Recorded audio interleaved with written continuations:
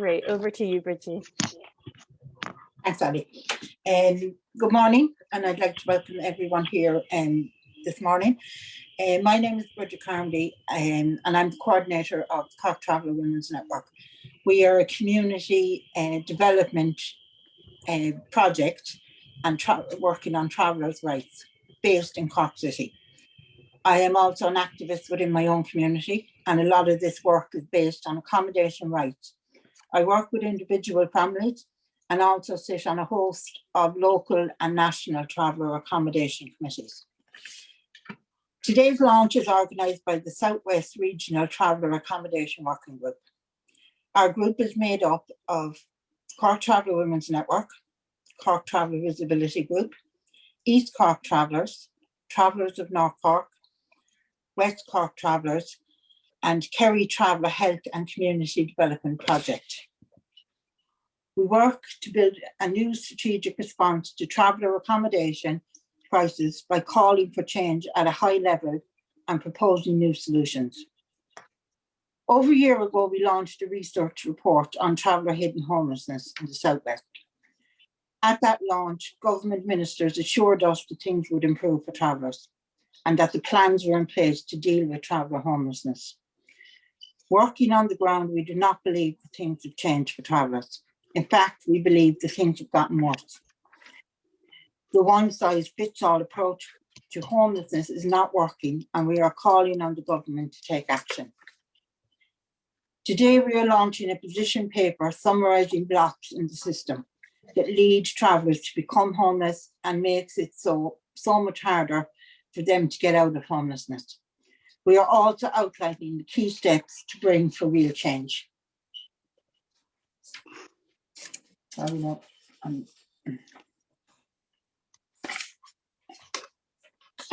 this.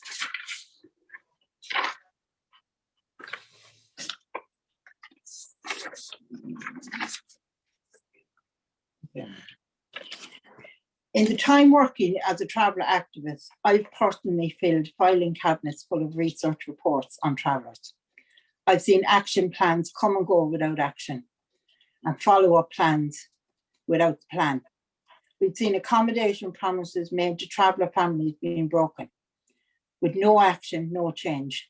We have enough reports, and now we need to see change to deliver traveller homes on the ground. So before we move on, I will quickly explain the format for today. I will talk through the position paper that we are launching today.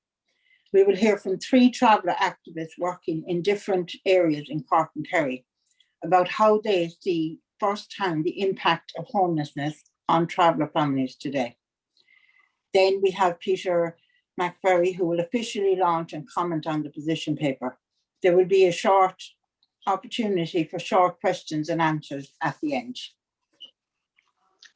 Okay, so first slide, please, Ali. Okay, sorry, I'll just get that up for you, Bridget.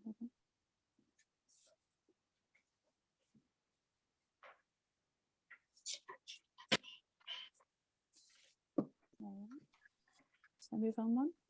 Yep. So now I will present our position paper on travellers and hidden homelessness. This paper is available online, and we are sharing the link in the chat. Next one. Oh, sorry, back, Ali, to the next one, please. First one. Yep. Firstly, I would like to share this quote by Rory Ahern from the University of Maynooth at our webinar last year. The point he is making is that travellers did not create homelessness. Homelessness for travellers was created by the state over many years by refusing to recognise our culture, our accommodation needs, and by creating housing systems that are not suitable for travellers. Next one.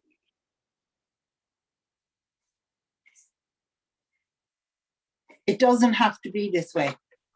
Unlike for some of the services, it's not a funding issue. Since 2000, 69 million earmarked for traveller accommodation has gone unspent. Next slide. Despite travellers only making up 1% of the Irish population, shockingly, travellers are 22 times more likely to become homeless, and studies have shown that 12% of the homeless children in emergency accommodation are travellers. These figures aren't new. The government has known about them for many years.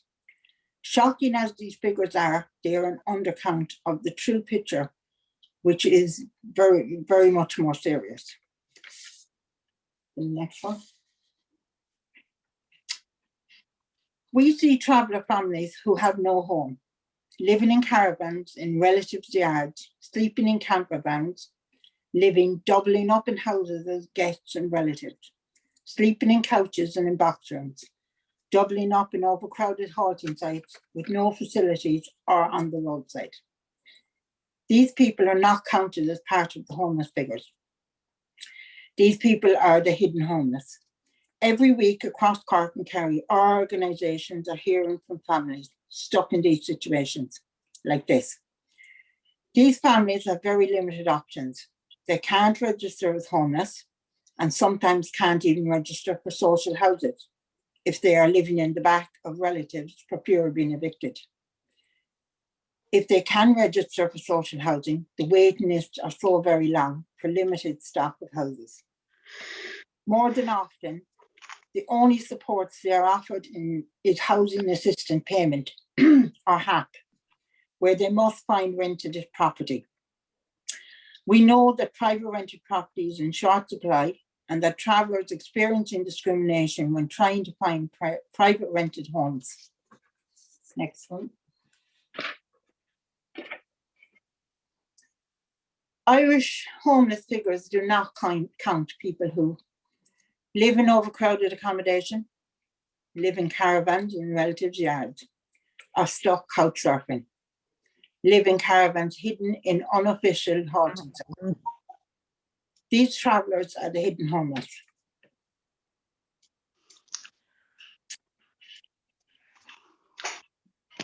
Many homeless traveller families are invisible to the state. Government policy deals with traveller accommodation and homelessness as a separate and unrelated issue. There are no targeted supports for the homeless travellers, and racism is experienced within HAP and other private rented accommodations.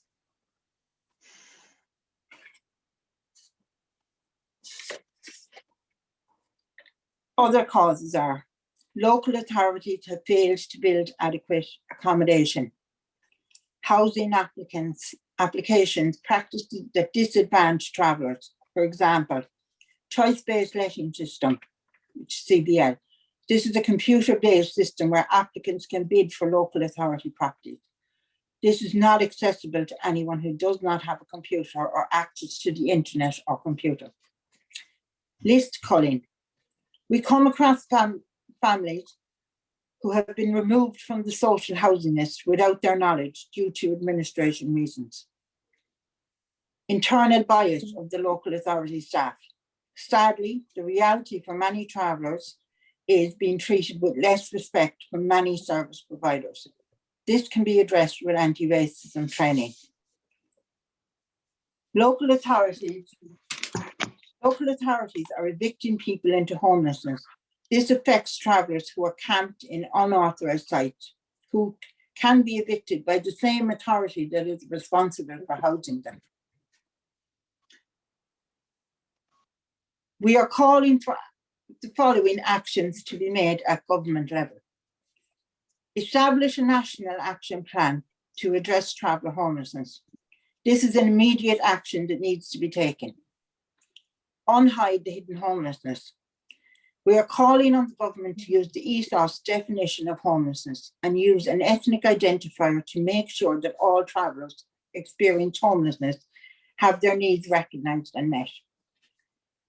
Establish a new traveller national accommodation agency to ensure that budgets are spent and that accommodation is delivered. Repeal the Trespass Act so that travellers are not evicted into homelessness. We support the calls for many other groups in society for the right to housing to be added to our national constitution. This slide is just to highlight the ethos definition of homelessness goes further than the correct definitions and supports provided by the state.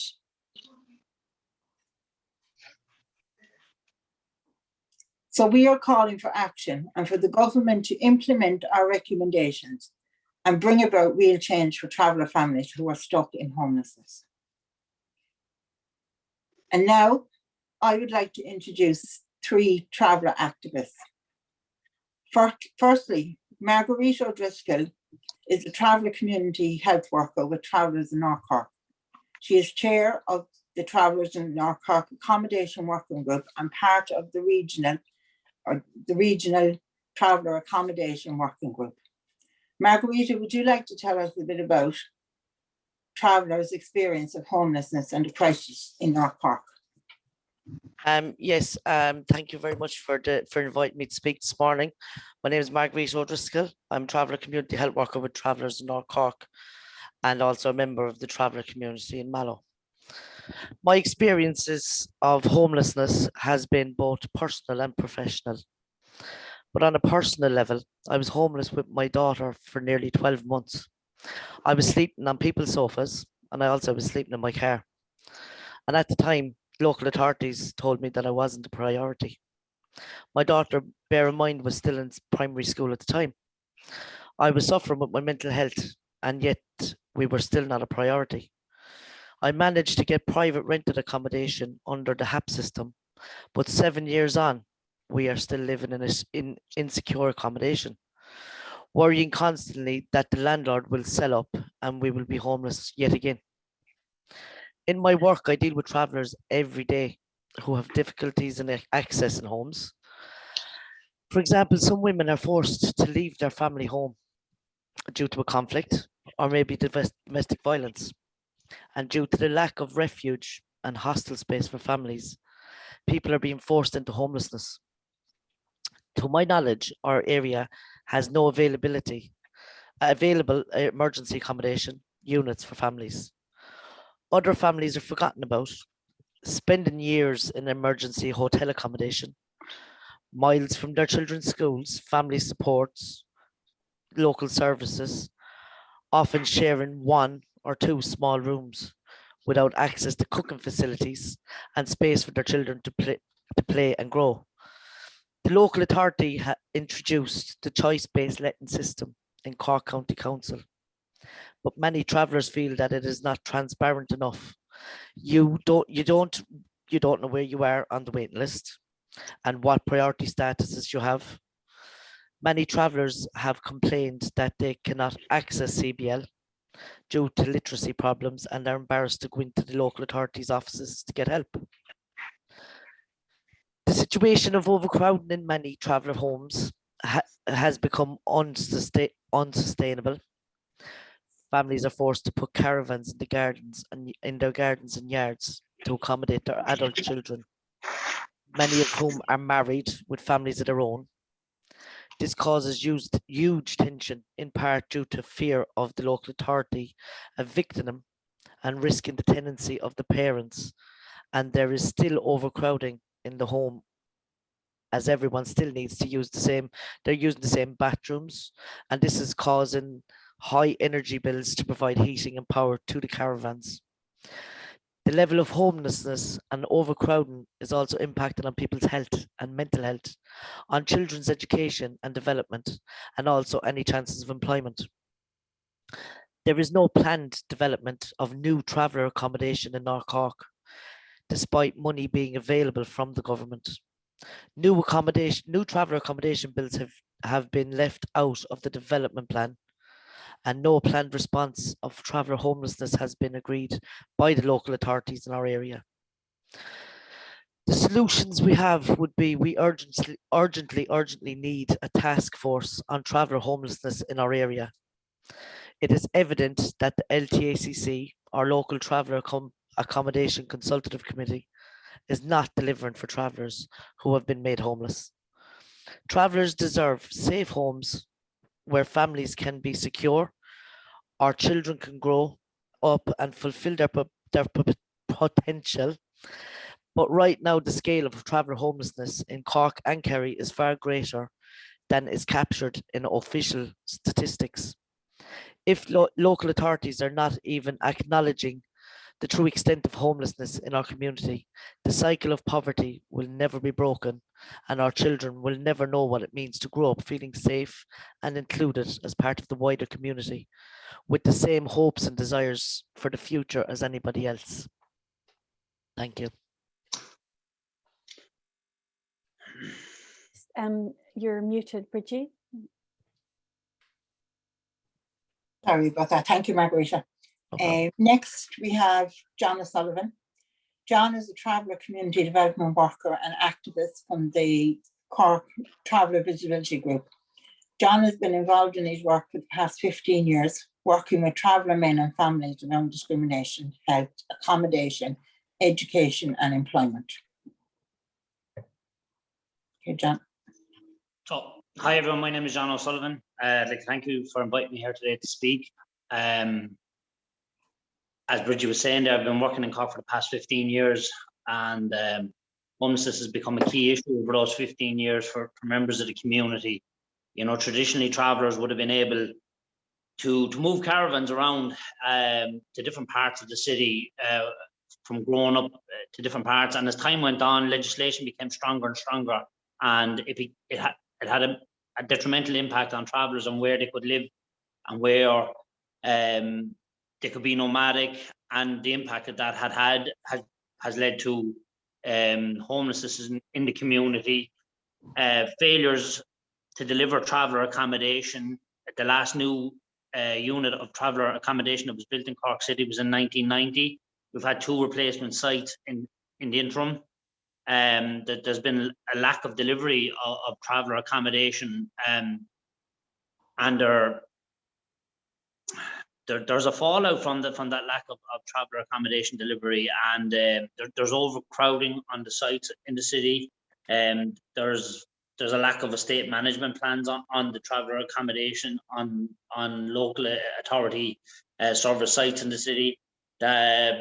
You know, and when I say estate management meetings, I've come across issues where tenants that do live on sites that there's not management plans in place to deal with antisocial behaviour on sites, that has led to conflict on sites, that has led to people suffering with anxiety on sites, and you know, it paints travellers within the community sometimes in a negative way. And I would ask the question sometimes, you know, if people are misbehaving, sometimes in local authority housing, that issue is dealt with, but there's always an expectation that travellers will police themselves, and that has created a lot of issues over the years within traveller accommodation. Travellers will go into the local authority and they'll apply for housing, and they tick the box for traveller specific accommodation, and they're told there's no point in ticking that box because there's no new units of traveller accommodation. Standard housing is the only option. Private rented in the interim of waiting for a council house is just non-existent in this city, due to prejudice, due to discrimination, due to a lack of private rented accommodation. We've seen over the past 12 months the lack of emergency accommodation, whether that be in a B&B or in hotels. That has had a huge contributing factor to the amount of travellers that we now know that are sleeping in cars, living out the back of parents' house in a caravan, in the hope that they're not discovered by the local authority and they're forced to be removed.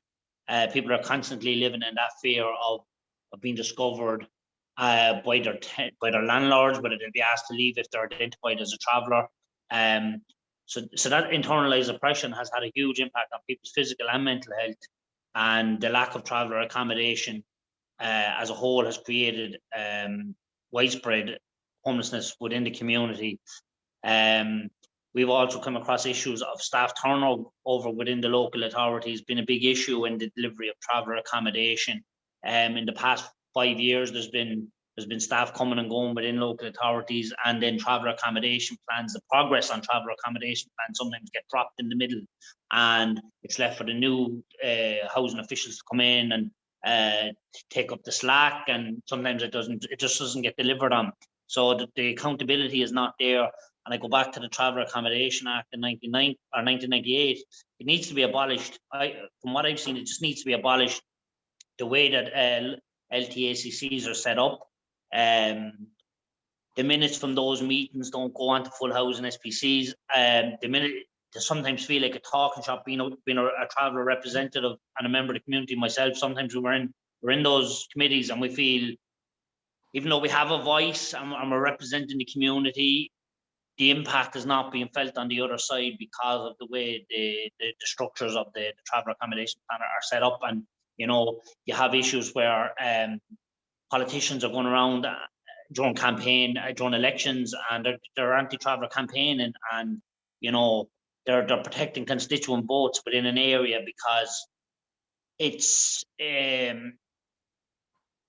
wouldn't be popular to create traveller accommodation in certain areas, and people feed into that fear, and some politicians have been feeding into that fear and promoting this anti-traveller agenda.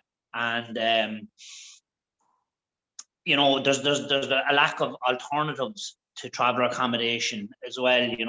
Like, I suppose I spoke with colleagues and I spoke with members of the community that would love to go and buy a piece of land somewhere and develop it as a traveller accommodation with the support of the local authority.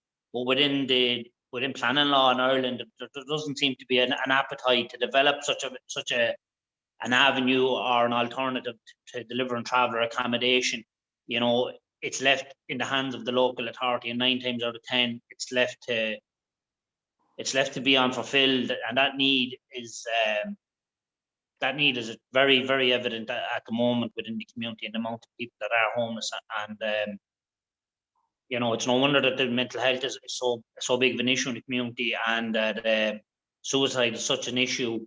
Part of my work is working with traveller men and developing programs around education support and stuff like that. But if people don't have a home, if people don't have that basic right, like hot running water, electricity in their home, a warm bed at night, it's very, very difficult to go and talk about issues around mental health or food, nutrition, or education when you don't have that basic right, you don't have that basic need fulfilled, and that your family are going to bed in the dark, or they're forced to use candles. In 2023, like, you still have a lot of travellers living in unofficial sites or unofficial areas that are they're not serviced by local authority, and that traveller children are missing school. Because I remember speaking to a traveller man one day saying, his children would have to do homework by candlelight at night, or they may not have a power in the generators to wash the uniform, so the children wouldn't go to school, or they didn't want to go in school, and further face that stigma of being a traveller and having not having clean clothes or clean uniforms, and it just further stigmatizes travellers. And from a community development workers perspective, the fighting and the battling that we've had to do over the years with the local authority just to get basic things like refuge collection, or toilets provided, or electricity provided on the site, it's so difficult. I suppose it's always been bad with traveller accommodation over the last 20 years, but it seems to be getting worse. It's worse now, and the only alternative that's offered by the local authority is private rented accommodation, or hotels, or B&Bs. And either they don't exist, and there's no appetite then to build traveller accommodation. The travellers move onto the side of the road due to trespass laws. The caravans are impounded, or they're facing court hearings. It's a really bleak place where travellers are at in 2023 when it comes to traveller accommodation and being forced into homelessness. Again, we talk about the need for an independent body for delivering traveller accommodation. We've been talking about that for 10 years. When is it going to happen? Traveller organisations have been calling for 10 years to take control of the delivery of traveller accommodation out of the hands of the local authority, and it hasn't happened. And I just wonder, in the aftermath of Carrick Mines, it was being demanded by traveller organisations. When when that tragedy happened, and they wouldn't hear and listen to travel organisations about the need, where are we going in 2023? And we really are calling for big changes to happen as soon as possible. Thanks. Thanks, John. So now we have Katie Coffey.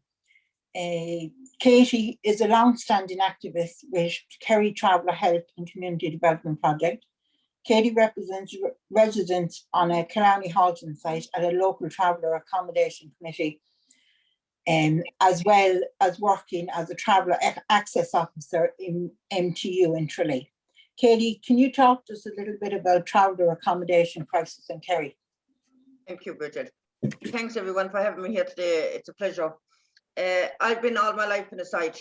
When we had wagons and horses and caravans and vans, we moved into houses and they wanted to build with us. So my dad and my mum moved into a site, and ever since we've been in there. And we're the longest standing residents in a site in Kerry so far. But I remember when I was growing up, that not one traveller I knew was ever homeless, because everyone that got married, their mothers or fathers or in-laws would buy them a caravan and they could pull it in. They had a home, they could send their kids to school, they could wash, feed them, heat them, and not one of them ever had to sleep in a van, a car, or on a homeless premises. And I think it's ridiculous in this day and age that we still have this trouble with travellers, because I've been going to meetings with the last 25 years in my local authority, and I've been working closely with them. Some of them I've been to school with, and I see actually nothing really been done for them. We have our young people, they are the hidden homeless. I mean, our young people get married before they're 18, some of them, and they can't go on a list for a house. They can't for social welfare, so they have to move in with their in-laws or their parents. And the very minute that they come of age to be put on a list, if they have a place to say that they're staying, they're not counted as hidden homeless. If they have a caravan, they're not counted as hidden homeless. If they are couch suffering or staying with a friend, or if they're staying anywhere and have an address, when they come of age and when they want to start out on their own and start their own life, they're not counted. The local authorities won't allow them to go on the list. So how are they supposed to make it? Then it's 2,500 if your caravan is parked up on the side of the road. So you will be fined. So I can see it in my own local area that most of my young people and most of our own young people is going out farming to make a life for themselves, so that their children can get up and go to school, so they can have a bed to sleep in, not be afraid that the guards or that the council or the local authorities is going to come and move them or tow their caravan when they're gone to the shop. Because it do happen that when they're gone to the shop that it's taken away, so they're made homeless straight away, and then the council won't get them and put them into a homeless shelter. So they'll have to go and maybe stay with their mom and dad again. And it's ridiculous in this stage. We need a task force. We need a task force to deal with it, to deal with the hidden homeless. We need a task force for our own young people, because they are our future.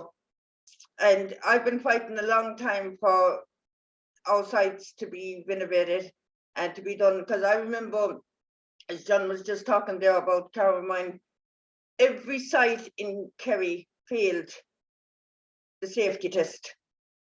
And the only thing that the council came out and done was build up the walls, create more dampness in the chalets. We have the same chalet with about 60 years. They caused more dampness in this, and overcrowded.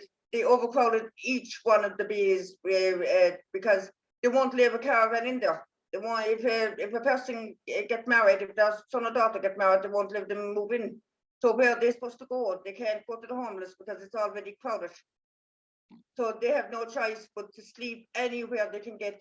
Their children, like John was saying, their children have no stability. They have no pride in being a traveller, because, like I said, we had great pride when we were young. Where my dad used to build wagons, and we used to travel, and not one person would ever turn around and say that you can't stay there or you can't stay here. They'd stop and they'd be talking to you, and they'd come down in the evening and they'd be having to laugh with you. But these are memories that I have, that our young people that haven't got today, where they're missing out. Like I see our young people, and they don't want to be in sites. They want to be in houses, because most of them was growing up in houses anyway, and they can't stay with their mums and dads because their mums and dads could have big families, and then they can't move a caravan into their yard, because again, that's trespassing. Since 2022, since 2002, the Trespassing Criminal Act came in, and it is illegal for you to put a caravan into your yard if local authority own that house, or alongside your house, or even in a site. They won't leave you. They'll put up barriers. They won't leave you move a caravan in, even if it is the one family. So I'm just saying, all they've done basically for us over the years is the bare necessities. They have done nothing drastic for the young people in our area. They have done nothing for them, only create more and more. And it's also, if you ask me, it's getting not better, because travellers need to take a bit of action themselves. They need to make up a task force themselves. And in our council, now we do work with the council, and some of them are good people, and they do mean good, but it just takes so long for them to do a thing that the young people gets fed up, and they'll attach their caravan to their van or their car, and they'll head out for them, and they start their life out for them. That means that you won't see them for years. So your grandchildren, or whatever the case may be, they're all out for them. The only way you get to talk to them is through the phone. So they're losing a culture back here. I never knew so many young people out for them in yards. Even the basic necessities now, you have to fight for. Even in the sites now, you have to fight for anything you want. If you want to get your van, my caravan, connected to, it's only there the last couple of years I've connected to proper electricity. I mean, down in Kerry, what they've done now is they've taken all the ranges out of the chalets. They've converted nearly all the chalets now to electricity. So if you have a power cut, there is nothing. The heating, the fire, and the light, it's all connected to electricity. So you basically have nothing. So I said it in the local authority meeting. I said, heavy gas heaters put in place for them people, and gas tanks, heavy lighting put away for them. They couldn't answer me, because I'm thinking about what if they did get a power outage. There's just nothing basically been done. They know travellers will go to the meetings, and they won't go on to the next big meeting and the next big meeting, because some of them don't know about it.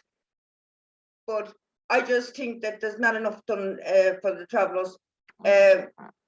We have people living in homeless bays, and some of the bays in Kerry, the settled and travellers can go in and out of them, and it's just not working out. I mean, they're not vetted. So you go, if you have a problem with them, you go to your local authority, and they won't give you no answer. They'll say that they'll deal with it, but they won't deal with it, because you're dealing then with people with maybe a drink problem. This could be a traveller or settled now. You could be dealing with people with a drink problem, a mental problem. They could be partying all the time. You go to them, they're going to give you no law. So I'm just saying, travellers need to have a voice. And I mean, I'm 25 years working in this, and I still see no change. Nothing really been done for them. There's money given back every year nearly to the government that is not used for the travellers in the area. I mean, there's so many things I could point out to the local authorities that need to be done, that need to be fixed. And I've said it several times, and it's been taken down, and there's nothing been done about it. They keep, like John was saying there, they keep changing people from time to time, so they'll go to a new department. So you have to start again, building up a relationship with the new person, and to bring them out and show them your site, and show them people around you, and represent people in your area. And it's just not enough. I don't think it's not enough. I mean, there was never homelessness. For all the time, I'm 54 years of age, and a good part of my life, I never see homeless. It's only in the last 20 years in Kerry, I see travellers being evicted out of landlords' houses and nothing been done. The very minute that they find out that they're a traveller, they'll evict them. They'll say that it was overbooked or that it was gone or there's some reason. If the local authority do go and get housing, it's only a certain amount of travellers that they'll give it to. And from the ones that I do see, it's mostly in rural areas that they'll offer houses to travellers. Some of them will take them, some of them won't, but I'm just saying, ones with young families starting out, it's hard enough to get by, and it's just not practical. I don't see the sites getting any better in the next couple of years. I've been fighting for a long time for our own young boys and girls that can't get jobs out in our community to be caretakers of our own sites, and it's been blacklisted. Nothing has come of it. Our caretaker down here, if you need something, he can't be approached. After a certain time, you can't approach him, whether you have cards or not. The homelessness down here, then, there's a lot. I mean, I do a lot of outreach with my junior cycle, and I go into a lot of houses that I can see young people, and there could be 3 families in the one house, using the one facilities, using the beds. Mother could say, look, Kitty, I have 2-3 beds upstairs, the ones that you can fold up and put away because they have nowhere to stay. Is there anything that can be done for them? They can't be put, you go to the local authorities and they'll say that they can't put their name on because they have a residence already, they have an address. I just don't know what to say. It's time like that we took a stand and we do something. I can see that they're doing it for every other one. They can do it, and there is money available if they want to get up and do something, but it's just that travellers, I think, just leaves them off with an awful lot. We don't know the insides and the outsides of some of the things, and we leave them off with an awful lot of things that we shouldn't. I mean, a couple of years, and there is basically nothing done for the homeless in our area. Nothing done. They'll put them into the homeless and they'll shove them in anywhere at all, and that's it then. And the way they're after doing it now, like one girl told me now, the chalet, that she got 90 euro in 3 days for her bill. It's run by cards. Ours is not run by cards. Ours is run by pay as you go. But she have to get cards from the local authority, and 90 euro in 3 days. So I told her, I said, that's wrong, it has to be. And the local authority didn't tell you, if you go back to them, that they didn't pass on the way that the government, that's putting up all the electricity and things, they didn't pass that on. So this is, by the way, they doing a good thing by not passing it on. But still, this girl, this family of 2 young children, 90 euro of her money that she's only getting 240 in social welfare, 90 euro of her money is gone. What is she going to do for the rest of the 4 days for electricity and heating and cooking? So I'm just saying, I can see a lot of families been forced into hidden homelessness, and I can see a lot of families taken back in the caravans and putting them into the yards, and if they have to, they will get them taken away, because I'm just saying it's just not working out for them. Our families, we need to do it for our young people. Our young people is going to get up and they're going to leave us, and they're not going to be coming back to this island, because Ireland have nothing to offer them anymore. If we don't stand up now and do for them now, we won't have a culture, or we won't have young traveller families, because their children will grow up in England or Australia or Turkey or Austria or anywhere, and they will not know what it's like to live in Ireland. They won't know what it's like to have a family, a good close cultural family, and travellers are close, they're very close. I remember that I don't know one person that would leave their mum and dad when they were married. The family would all be raised around together. And now I see the families getting up, leaving. The very minute they're married, they'll get up and attach their van and caravan, and they're gone. And the only way you can get to talk to them is over the phone. Let's go and visit them whenever you get a chance. That's the only way. All our people has been driven out. This is a way of driving them out of Ireland. They're driving them out and making room for other people, and it's wrong. We should stand up, and it's for them I'm here for today. It's for them. I want to fight for them, because they are the hidden homeless. I mean, nobody's taking responsibility for them. The only ones is left with the problem is the mothers and fathers and the in-laws, and the local authorities are wiping their hands clean with them. They don't give a hoot where they stay or what they do. So all I'm saying is, if we don't stand up for them and do it now, and do it, take it out of the local authorities' hands, make a task force ourselves in each county, take it out of their hands, do it ourselves, work with them ourselves. We need to actually educate ourselves more in the local authorities, and get each travelling member get into the local authority and get a job there and see what's going on, because there's a lot of racism out there that we don't know about, because a lot of people smile to your face, and behind closed doors then it's a different matter. And culture. thanks everybody. I'm sorry if I overdone it, but thanks. Thanks very much, Katie. You can really hear the frustration from the traveller activists and workers that's working with these families on a daily basis.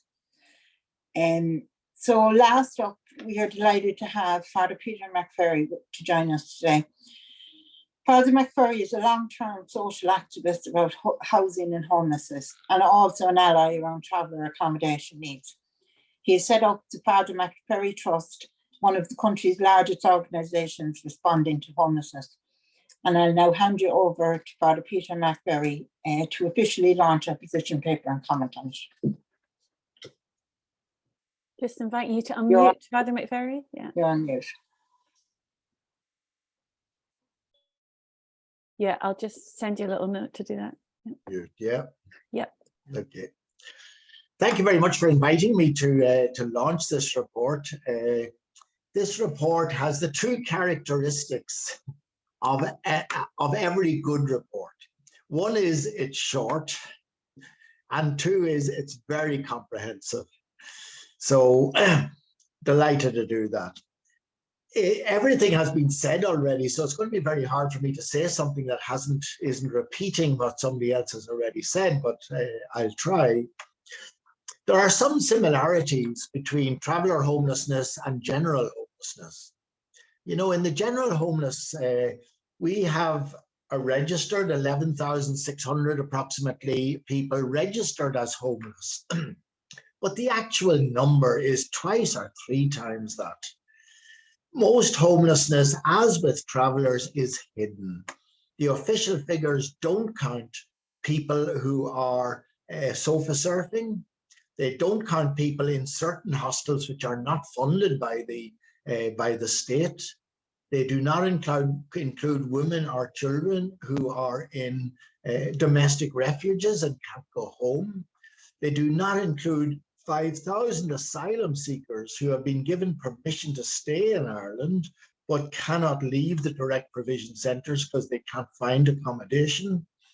It doesn't include those adults in their 20s and 30s still living with their parents involuntarily because they cannot find somewhere to live. So the actual number of homeless people is probably 40 or 50,000, not the 11,000 that are counted. And similarly with travellers, the vast majority of traveller homeless are invisible. And that creates a problem because if you're not seen, you're not counted, and therefore you're not responded to. One of the big differences between homelessness for travellers and homelessness in the general population is racism. I mean, we've been outraged, some of us anyway, many of us, by the protests at accommodation centres for international protection refugees, people standing outside led by far-right organised groups, shouting abuse and screaming at the refugees who are housed there. But travellers experience the same sort of racism.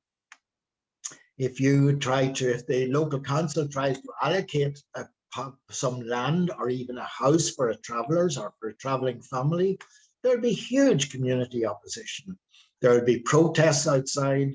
There'll be, in some cases, the houses that have been earmarked for travelling families have been burnt.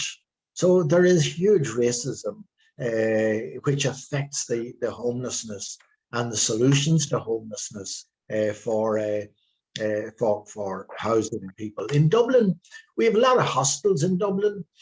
Now, some of the hostels are excellent, but many of them are very difficult to live in. You're sharing rooms with strangers. You're maybe you don't have a drug problem, but you're sharing a hostel with drug users. There's a level of violence within the hostels. Your property isn't safe. And for general population, that's hard enough. But for travellers in the hostels in Dublin, they suffer the added burden of discrimination and rejection. So it's extraordinarily difficult for them. You know, and interestingly, I've attended many meetings on homelessness, and very rarely does the issue of traveller homelessness come up at those meetings. It's sort of forgotten. It's forgotten that travellers have a particular problem with homelessness, and the discussion goes on and on and on, but it goes on and on and on about the general population's homelessness, and the traveller homelessness is rarely mentioned. How did we get here? We got here because of failed government policy. For the last 15 or so years, the ideology in government was that the private sector should provide. The belief was that the private sector can do things better, quicker, and cheaper than the public sector.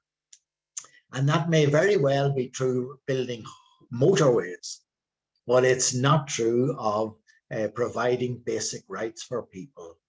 And so in 1975, this country built 8,500 council houses. In 1985, and we had a recession in the 80s, this country built 6,900 council houses.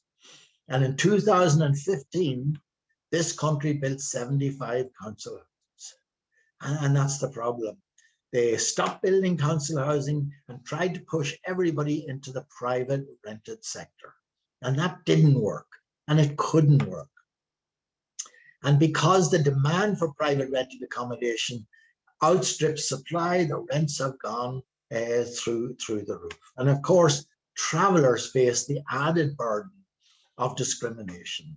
I mean, most landlords will not offer accommodation to travellers, and they face added obstacles to trying to find an exit out of homelessness. The private rented sector now is dead, as one of the speakers mentioned. If homeless people come to me and they want their own accommodation, I have to say, look, you're going to have to get the HAP and you're going to have to look for private landlords. But I know, and I say it to them, I know it's almost impossible. The supply of private rented accommodation is very, very low, and it's virtually impossible to get a landlord to accept you. If you're on HAP, you're doubly difficult to get a landlord to accept you. And if you're a traveller on HAP, it is trebly or 4 times more difficult to get a landlord to accept you. So as far as I'm concerned, the private rented sector is now dead. It is not an option for people to exit homelessness. The only solution to homelessness is for local authorities to build social housing. That is the only exit out of homelessness. Now, the government have agreed with that, and they have committed to, in 2000, last year, they have committed to providing 9,000 new social housing units. However, in the first 9 months of last year, what did they provide? They provided 2,700 new social housing units. So it's they're way behind targets, but that is the only solution. and we have to emphasize, push local authorities to build more and more social housing, because there is no other solution for the general homeless population or for traveller accommodation. So what can be done? It's been emphasized again and again, the National Traveller Accommodation Agency. I think that's essential, because if once local authority is left to make the decision, councillors are not going to side with travellers against the settled community. So if an area is designated for traveller accommodation, or a house is designated for traveller accommodation, local authority, local councillors may not support that, because they may lose votes at the next election. And I think National Traveller Accommodation Agency is key to getting this problem away from elected representatives. That's what they did in the Northern Ireland Housing Executive. They decided that they couldn't trust the politicians in the north of Ireland to deal with housing, because if the unionist politician was Minister for Housing, he'd side with his unionist constituents. And if a nationalist politician was Minister for Housing, they'd side with their constituents. So they took it out of politics, and they set up the Northern Ireland Housing Executive, and they decide on housing. And it's taken out of politics. It's independent of politics. And I think we need that. It's been mentioned, the right to housing. I think that's critical. Fine Gael doesn't like it. They don't want it. But it's in the programme for government. But we need to push that. My fear is that Fine Gael, now that they have the Taoiseach's office, will go slow on the right to housing, and that they mightn't actually reach it before the next general election. But I think the right to housing is another key element in solving the homeless process thing. Another thing I think travellers should do is they should promote stories of travellers, positive stories of travellers who have successfully become social workers or teachers, to try and change the image of travellers, just as we have to try and change the image of homeless people and present stories of how homeless people have successfully exited homelessness and have got jobs and settled down, have a family. So I think we need to present positive images of travellers to counter the stereotype images that people have. So little booklets where positive traveller stories can be highlighted, I think would be very important. And the final thing I'd mention, I think one of your key allies ought to be the church. I mean, the Catholic Church now sees promotion of justice as a key element in its ministry and its mission. And there can be no greater promotion of justice than promotion housing for travellers. I have suggested that every bishop in this country should make a commitment that over the next 12 months, there would be no traveller families living on the roadside in their diocese. And there would be no travellers living in overcrowded or dilapidated halting sites in their diocese. So I would think that there's a real opening there, that getting access to bishops and asking them to really put traveller issues at the top of their justice agenda. I think you'd find a lot of bishops would actually respond to that. They can promote travellers in their congregations, dwindling congregations, of course, but with letters, pastoral letters, with sermons on Sunday in the churches, they can promote a more positive attitude towards travellers, and they can get the ear of local councillors and local authorities to do more to provide for homeless accommodation. So I think there are avenues of approach there which can help to improve the situation of travellers. But unless we do something different, nothing is going to change. We need to do something differently. The National Traveller Accommodation Agency, the right to housing, the Constitution, support of the church, I think all very, very necessary in order to counteract the huge difficulties that travellers have in exiting homelessness. So delighted to launch the report. As I say, I think it's an excellent report, but we have to make sure that it doesn't join many, many other reports and sit on shelves in decision makers' offices. Thank you very much. Thank you. Thank you very much, Father. We are now going to move into questions and answers or any comments people have. And Ali, I'm not sure how many people have are burning for questions. How many people have their hands up? Well, let's just open up the floor for that. And just to say, Bridgie, that Eileen Flynn is here with us. She wanted to bring in a remark. And I know, Beck, you were saying there's also representatives we would love to hear from. So do you want to move to Eileen first? Or yeah, Eileen, would you want to come in? Yeah. Yeah, firstly, I'd like to thank the organisations for this report. And I remember last year launching the report around hidden homeless within the traveller community.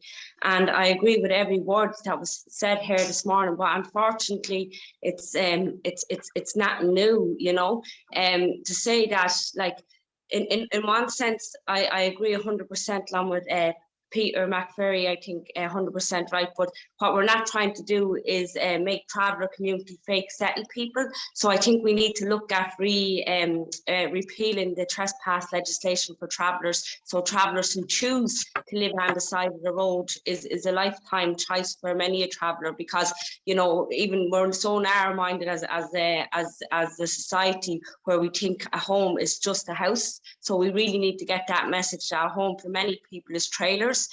We tend to use the word caravan to fit in line with the settled community. In my community in Ballyfermot, we know trailers. I've been working with National Traveller MABs over the last few weeks in the caravan loan schemes that's meant to be given out to travellers all over the country. We know last year that didn't work. That didn't work to plan. Not many travellers got the €40,000 for the caravan loan scheme. So we're working at that at the moment. And to say to people that one of the recommendations from the Special Traveller Committee was to have the Traveller Agency set up authority for traveller accommodation. So what we're looking to do is, and what we hope to do, is that to have the Special Traveller Committee set back up in March that will hold that will hold stakeholders such as local authorities to account. And more doing in the office at the minute is looking at framing a bill in how can we hold local authorities to account around traveller accommodation and the ill treatment and not meeting the needs, human rights obligations of our community. So just to say to people, you know, while it's another report, a lot of the recommendations are similar to the recommendations that we have in the Special Traveller Committee, and we look forward to working with witches in the future and coming into the committee, but most importantly to trying to get as much action as possible, you know, because in the last 2 years I see situation getting worse and worse for members of our community. And I know that people here today will join me in solidarity for people who seek an international protection as well, because we know what it's like for people not to want us in their backyard and to be fear of us coming into their local communities as well. So as been said, there's a lot of fear going on as well in the world. So there's a lot of work that has been done, but how do we bring around the action? Because we can do all the work in the world without acting. It's just another report. So again, thanks so much for the report, and hopefully we'll have implementation by this time next year. Great, thank you very much, then, Charlie. I'm just trying to see, have other people raised their hand? Yeah, so just maybe an invitation to anyone who would be willing to say something to raise a hand. So yeah, we've got a few coming up. So we've got Boyd Barrett and then Maria Joyce. So Boyd, I'll bring you in and just inviting you to come off mute. Yeah, Richard. Sorry, it's Richard Boyd Oh, Barrett. sorry, Richard. Yeah, no problem, no problem. So I'm a TD from Dunleary and Beck, Dunleary, the other side of the country, but Beck asked me to pop in and just to say thanks to all our contributors and for the paper, which is fantastic. And I agree with all the points that are being made. And I have asked for a Dáil debate on the wider housing and accommodation crisis for the week after next. And the government have agreed to that. So I will commit to try and bring up some of the points that you've raised today. It's been very helpful from that point of view. And yeah, I would just say that obviously you have underlined something that we should be all aware of, but probably if people aren't aware of, is that there's always been a housing crisis for travellers, and they've always been the worst or at the most extreme end of the housing crisis in this country, which has got exponentially worse. And I do want to echo what Bridget and Katie and John and others said, is that it is time to stand up about this housing crisis, both the general housing crisis and the particularly extreme version of that housing crisis that travellers suffer because of racism and because of discrimination. And I think it is critically important that we do that now, because as others have alluded to, I think there's sort of two ways our society can go on this. And one way is that we all unite together to demand housing as a basic right, to stand up against discrimination, to stand up against racism, and demand that every human being deserves an appropriate place to live, and a secure, affordable and appropriate place to live. Or, as some of these people who for a long time have targeted and scapegoated travellers, and who now are targeting and scapegoating asylum applicants, the way they want us to go is for us to scramble over the crumbs and fight each other. And there's nothing that will guarantee more that we won't solve the housing crisis than if we all end up fighting against each other for an inadequate supply of housing. So I think it's a choice really our society has to make. Are we going to stand in solidarity with each other to demand housing as a basic right? Or are we going to be scrapping with each other over an inadequate supply of secure, affordable housing? And I know what everybody here thinks about that we need solidarity and unity and to stand up. And I think now more than ever is the time for us to do that. Otherwise, things are going to get worse. And I do think the problem can be solved relatively easily. I mean, nothing can be solved overnight, but if there's a will, these problems can be solved. As people said, there's no shortage of money. There's no shortage of money that's been allocated for traveller accommodation. And generally speaking, there's no shortage of money even now being allocated for the housing crisis. But in both cases, the government aren't spending the money. There's $1 billion underspent last year for housing in general. And as people have said for years and years and years, the allocations for traveller specific accommodation are not being spent. The problem, that demonstrates very clearly the problem is political will, the lack of political will to solve this problem.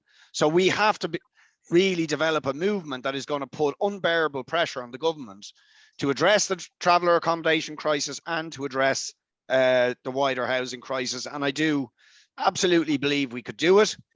I think our points about CBL, by the way, are very, very good. I deal with I'm here in my office on a Monday morning dealing with people who can't access CBL. It's often traveling families and older people who may not have access to computers, and it's extremely difficult for them to navigate that system. So we need a much more human face to the kind of the housing services that are available to people, so they can actually have human beings to talk to and to help them try and address their housing their housing needs. So I think that point is very, very important. So I just want to say thanks a million to all of you, and I'll certainly bring up some of the points you made at the debate the week after next. But I would strongly encourage you to be proactive in putting pressure on your local public representatives to you know, champion the demands that you're making, and also to link in with groups like Raise the Roof and the National Housing and Homelessness Coalition to get people on the streets to demand housing as a basic right. Because it is the biggest crisis our society is facing, and you know it more than anybody else, but you can also be a powerful force for helping to change this situation. Thanks. Thank you. Great. And thanks a lot, Richard. So just say, Bridget, there's Maria. Should we bring in Maria Joyce? Yeah, do come in, Maria.